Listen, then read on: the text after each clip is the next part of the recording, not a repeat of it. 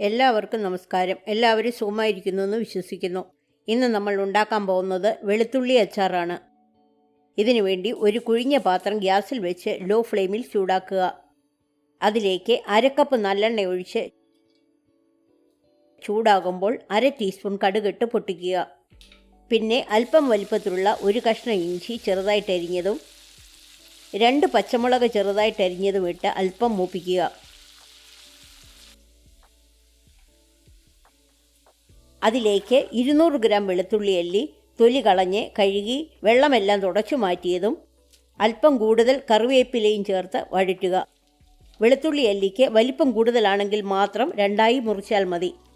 വെളുത്തുള്ളി വെന്തു പോകരുത്, അല്പം വാടിയാൽ മതി.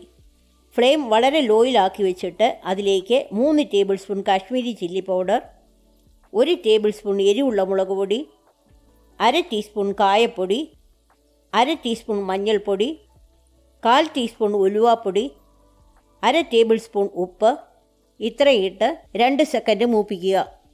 മുളക് പൊടി കരിഞ്ഞു പോകരുത്. പിന്നെ 1/4 കപ്പ് വിനാഗിരി ഒഴിച്ച് ഇളക്കുക. നിങ്ങൾക്ക് ആവശ്യമെങ്കിൽ ഈ സമയത്ത് 1/2 ടീസ്പൂൺ പഞ്ചസാരയോ ശർക്കരയോ മധുരത്തിനായി ചേർക്കാം. ചൂടാകുമ്പോൾ നന്നായിട്ട് ഇളക്കിയ ശേഷം ഗ്യാസ് ഓഫ് ചെയ്യുക. തണുക്കുമ്പോൾ വെള്ളനനവില്ലാത്ത കുപ്പിയിലാക്കി സൂക്ഷിക്കാം. എരിവും പുളിയും വെളുത്തുള്ളിയിൽ പിടിക്കാൻ ഒരാഴ്ച പുറത്തു വെച്ചിട്ട് ഫ്രിഡ്ജിൽ വെച്ചാൽ ഏറെ നാൾ കേടുകൂടാതെ ഇരിക്കും. അച്ചാറിൽ നനവുള്ള സ്പൂണൊന്നും ഇടാതിരിക്കാൻ പ്രത്യേകം ശ്രദ്ധിക്കുക.